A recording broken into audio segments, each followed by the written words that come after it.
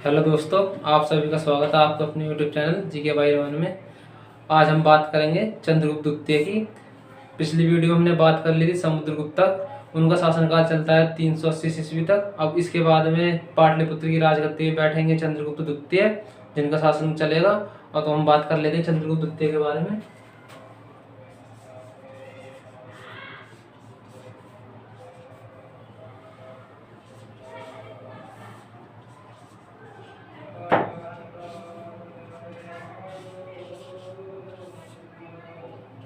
इनका शासनकाल 380 ईस्वी से 412 ईस्वी तक चलता है। और ये जब गद्दी में बैठते हैं पाटलिपुत्र की, उसके बाद ये उज्जैन को अपनी दूसरी राजधानी बनाते हैं। पाटलिपुत्र तो चलती है रहेगी इनकी राजधानी आगे तक, पर लेकिन साथ साथ उज्जैन भी इनकी दूसरी राजधानी रहेगी। ये उज्जैन से भी शासन करेंगे। उज्जैन राजधानी होगी इनकी दूसरी।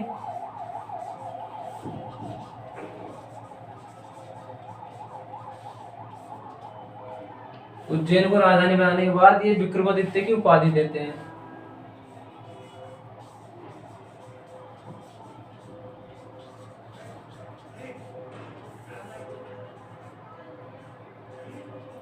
विक्रमादित्य का मतलब होता है विदेशियों को भगाने वाला। यानी कि जो भी विदेशियों के आक्रमण होते थे उस टाइम पर ये सारे आक्रमणों को विफल कर देते थे, किसी को भी सफल नहीं होने देते थे। क्योंकि इनकी समुद्रगुप्त इनसे पहले उन्होंने अपनी सेना को इतना अच्छे तरीके से तैयार कर रखा था पहले से ही कि कोई भी आक्रमण हो उसका आसानी से सामना कर ले डटकर। और उसके बाद में जब गद्दी बैठेंगे तो इन्हें साम्राज्य विस्तार तो पहले से ही हुआ मिलेगा। समुद्रगुप्त इतना साम्राज्य विस्तार कर रहे थे अपने टाइम पर, और अब ये बैठेंगे तो ये किसी भी आक्रमण को सफल नहीं होने देंगे। इन्होंने ऐसा ही करा और अपने साम्राज्य को और विस्तार करा इन्होंने। इनके उज्जैन दरबार में इनके 9 रत्न रहते थे।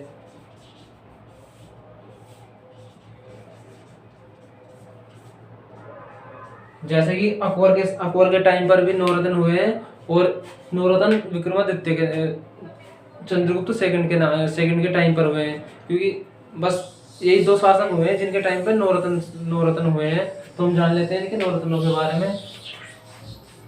और इन्हीं के टाइम पर चीनी यात्री फायान और आए थे इनके दरबार में राजदूत बनकर।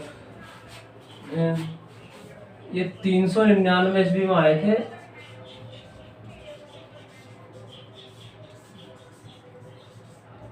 चीनी यात्री फायान।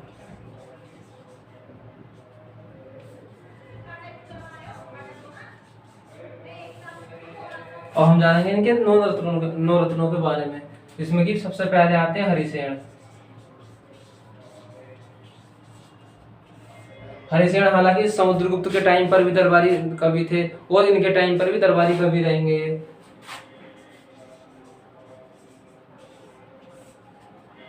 दूसरे बात है कालिदास।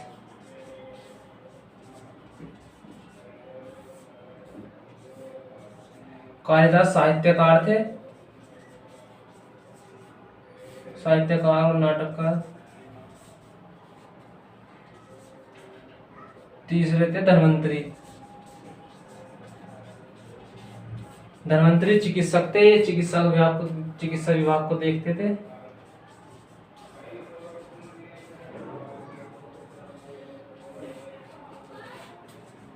चौथे छपड़क थे।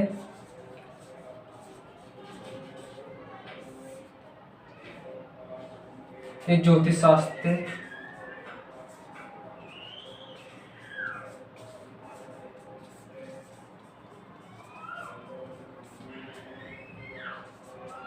पांचवें वररुचि।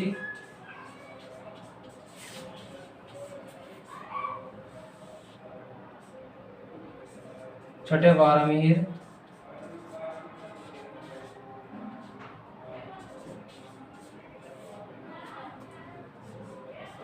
सातवें अमर सिंह।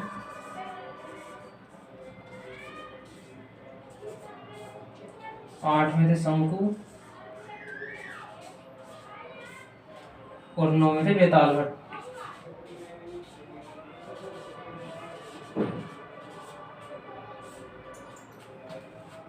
वररुचि को व्याकरण का ज्ञान था।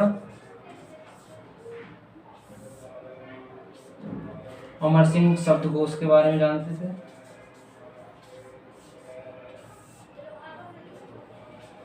बेताल भट्ट जादूगर थे।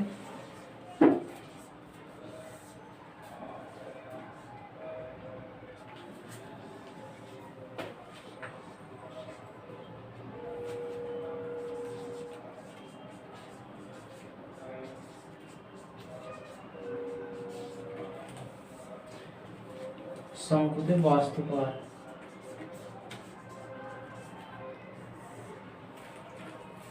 चंद्रगुप्त द्वितीय ने अपने टाइम पर चांदी के 2 तरह के सिक्के चलाए थे।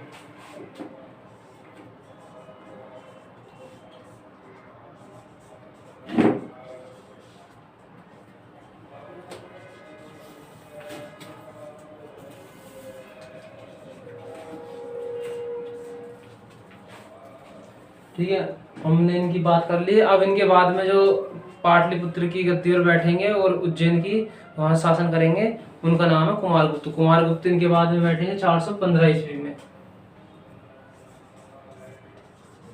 जो कि विक्रमादित्य यानी कि चंद्रगुप्त द्वितीय के उत्तराधिकारी हुए हैं। 415 ईस्वी में बैठेंगे और ये 455 तक शासन करेंगे।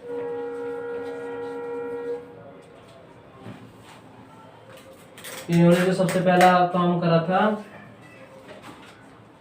पहले तो ये बनवाएंगे नालंदा विश्वविद्यालय, जो कि हमारा बिहार में पड़ता है।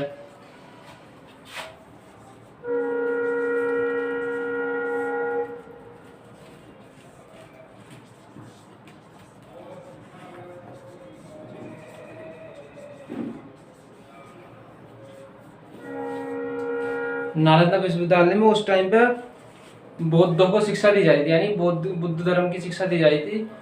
तो उस टाइम पर भी नालंदा में जो भी एडमिशन लेता था उसका एंट्रेंस एग्जाम, जैसे अब एग्जाम होता है ना किसी भी यूनिवर्सिटी, हम पेपर एग्जाम एडमिशन लेने के लिए जाएंगे तो वहाँ पेपर होता है पहले, उससे एडमिशन लेने से पहले ऐसे ही उस टाइम पर जो इस परीक्षा को पास करता था उसे ही वहाँ पर एडमिशन मिलता था। और इन्होंने महेंद्र द्वितीय की उपाधि दी थी।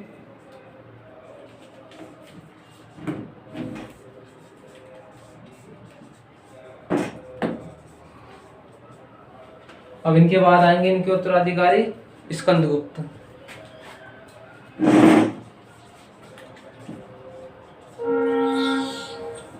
स्कंदगुप्त का शासन चलेगा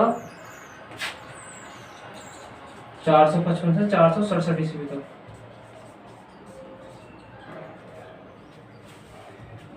ये इनके टाइम पर एक हूण जनजाति हुआ करती थी मध्य एशिया में, तो उनका आक्रमण बहुत ही ज्यादा बढ़ गया था। स्कंदगुप्त के टाइम तक आते आते बहुत ज्यादा आक्रमण करने लगे थे। वो हमारे पश्चिमी भारत पर कुछ हिस्से पर उन्होंने अधिकार भी कर लिया था, जिससे कि इन्होंने बहुत ही युद्ध लड़े थे। हालांकि उनको हराया भी था और उन्हें देश से निकाला भी था, पर कुछ हद तक उन्होंने हमारे इंडिया पर राज कर लिया था उस टाइम पर। कुछ कमजोर शासक भी थे जिनको उन्होंने आसानी से हरा दिया था, पर इन्हें नहीं हरा पाए थे। सबसे पहला काम इन्होंने होड़ों को पराजित करने करा था।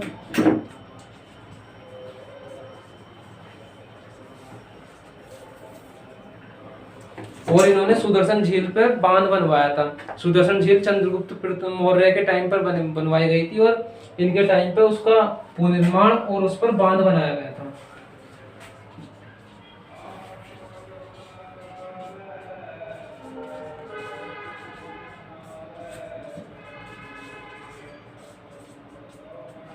और इन्होंने शिलादित्य की उपाधि ली थी।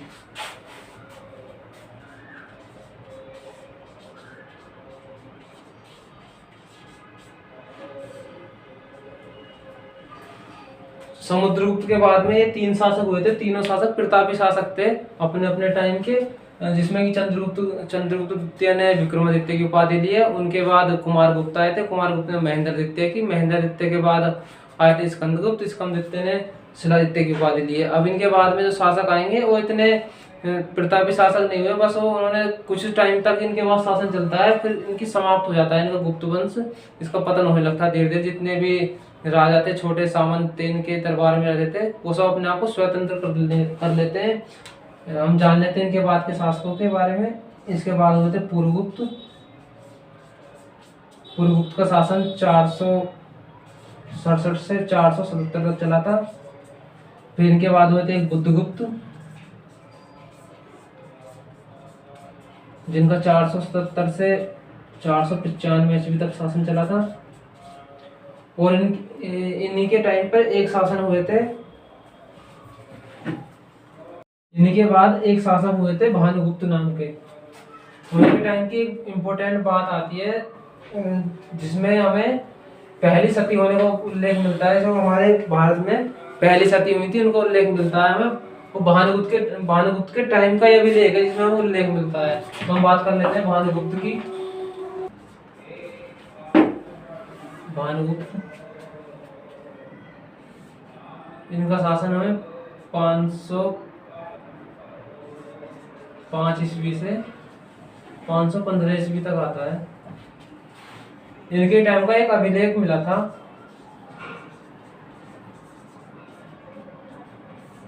जिसमें लिखा हुआ था कि ये घोड़ों से युद्ध कर रहे थे और उसी टाइम पर इनके मित्र थे गोपराज।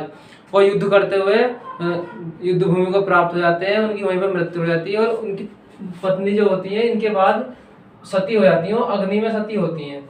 सबसे पहला जो सती होने का उल्लेख मिलता है इन्हीं के टाइम का मिलता है, इसलिए ये थोड़े इम्पोर्टेंट है हमारे लिए। उल्लेख मिलता है इसमें गोपराज की पत्नी के सती होने का उल्लेख।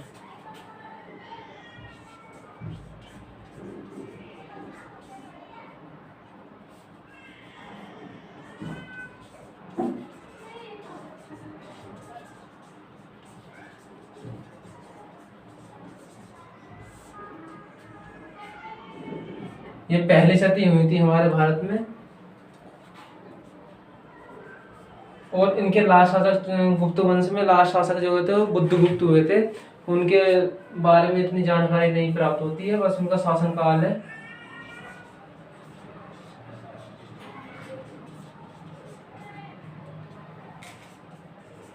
(530 से 550 ईस्वी तक। जब इनका शासन कमजोर पड़ने लगा था तो सारे जितने भी इनके सामंत थे, जितने छोटे राजा थे, सब ने अपने आप को स्वतंत्र कर लिया था। वो हम अगली क्लास में जानेंगे, हम फिलहाल इतने जान लेते हैं। और इनके टाइम की हम साहित्य की बात कर लेते हैं, क्योंकि इनके टाइम के साहित्य और रचनाएं बहुत फेमस हैं। जिसमें कि पहला साहित्य तो कालिदास का आता है, अभिज्ञान शाकुंतलम।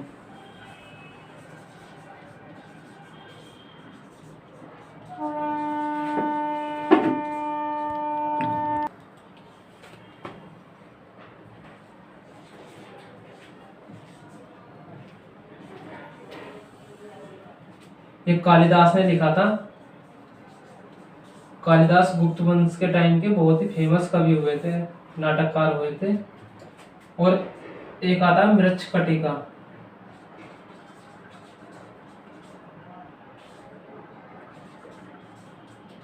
ये लिखा था शूद्रक ने। एक रचना है पंचतंत्र,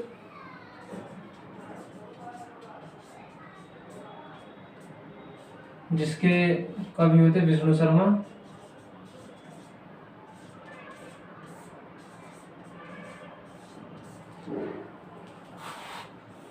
और गुप्त काल के टाइम के दो मंदिर भी हैं, बेसर शैली के मंदिर हैं, इस टाइम पर भी ऐसे ही सुरक्षित है जैसे उस टाइम पर बने थे। जो फेमस मंदिर है हम उनकी बात कर लेते हैं, जिनमें कि पहला मंदिर आता है कानपुर का भीतरी गांव मंदिर।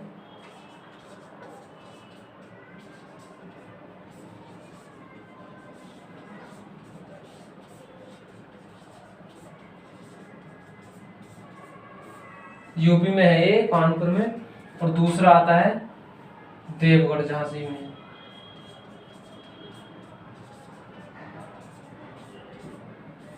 देवगढ़ मंदिर ये झांसी में पड़ता है। ये दोनों ही मंदिर ये बेसर शैली के हैं, जो कि उत्तर भारत में पाए जाते हैं। उस टाइम की फेमस मंदिर थे। गुप्त काल को गोल्डन पीरियड माना जाता है, यानी स्वर्ण काल माना जाता है गुप्त काल को, क्योंकि गुप्त काल में फिर सब प्रतापी शासक हुए हैं। समुद्रगुप्त की बात कर ले, हम चंद्रगुप्त की कर ले, स्कंदगुप्त की कर ले, ये सब प्रतापी शासक हुए हैं। इन्होंने ही हमारे देश में विदेशी आक्रमणों से बचाया था हमारे देश को। और इनके टाइम की इस एक स्कंदगुप्त के टाइम की मुद्रा मिली है हमें बयाना से, बयाना भरतपुर में पड़ता है। मयूर शैली की मुद्रा मिली है हमें, वहां से बहुत भंडार मिला है मतलब मुद्रा का। तो हमें वहां से पता चलता है कि इनके टाइम में मयूर शैली की मुद्रा चलाई गई थी।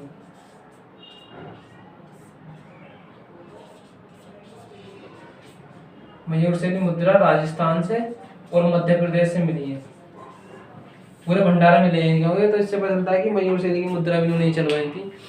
दोस्तों, अगर आपको हमारी वीडियो अच्छी लगी हो तो इसे लाइक करें और शेयर करें, सब्सक्राइब करें। बहुत बहुत धन्यवाद हमारी वीडियो देखने के लिए।